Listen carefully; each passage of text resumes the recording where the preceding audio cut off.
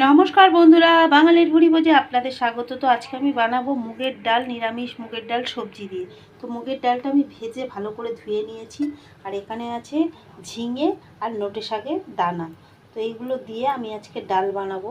কড়ার মধ্যে জলটা বসিয়ে দিয়েছি গরম হওয়ার জন্য। এবার আমি ডালটা দিয়ে দেব আর সবজিগুলো দিয়ে দেব, দিয়ে আমি ভালো করে আগে সুন্দর করে সিদ্ধ করে নেব।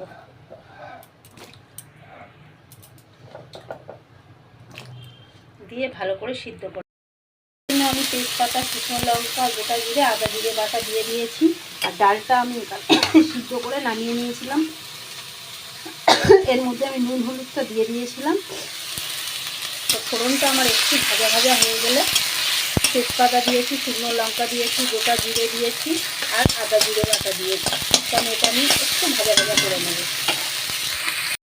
ফোড়নটা আমার একদম ভাজা ভাজা হয়ে গেছে, ভাজার থেকে তেল ছেড়ে দিয়েছে। এবার কিন্তু আমি সকালে ডালটা দিয়ে দেবো। ডালের মধ্যে আমি আগেই নুন হলুদটা দিয়ে দিয়েছিলাম।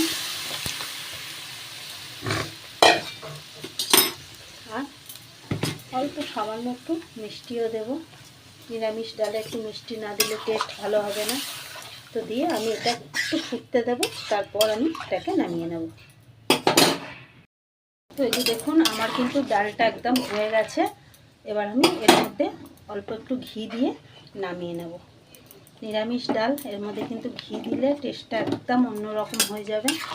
তো আমার ডালটা রেডি হয়ে গেছে, এবার আমি ডালটাকে নামিয়ে নেব।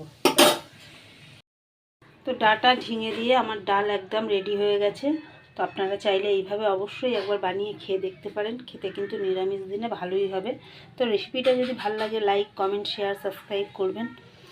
তো চলুন পরের ভিডিওতে আবার দেখা হবে।